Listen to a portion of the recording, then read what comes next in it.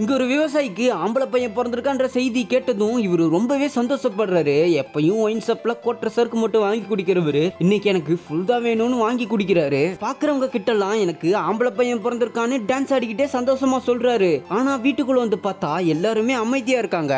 இவனும் உள்ள வந்து குழந்தைய தூக்கி டான்ஸ் ஆடிக்கிட்டே குழந்தை முகத்தை பார்த்தா அந்த குழந்தை கண்ணு இல்லாம பிறந்திருக்கான். 8 வருஷம் கழிஞ்சு பிறந்த குழந்தை கண்ணு இல்லாம பிறந்துருச்சேன்னு ரொம்பவே வருத்தப்படுறாரு. சொந்தக்காரங்களாம் அவனோட பையன் கடைசி வரைக்கும் உனக்கு சோறு போட மாட்டான், நீ தான் உனக்கு சோறு போடணும், நான் உனக்கு சொல்றேன், அதை தப்பா நினைச்சுக்காத, கள்ளிப்பால் கொடுத்து கொன்னுடு, இந்த குழந்தைய வளர்த்து நீயும் குழந்தை கஷ்டப்படுறதை விட இப்பயே கொல்றதே மேலுன்னு சொல்றாங்க.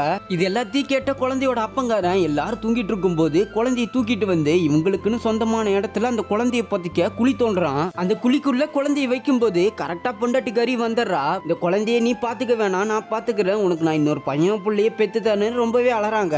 என் பையனை கொன்றாதன்னு சொல்லவும் அடுத்தவங்க பேச்சை கேட்டு நம்ம குழந்தைய கொல்ல துணிஞ்சிட்டுமேனு ரொம்பவே வருத்தப்படுறான்.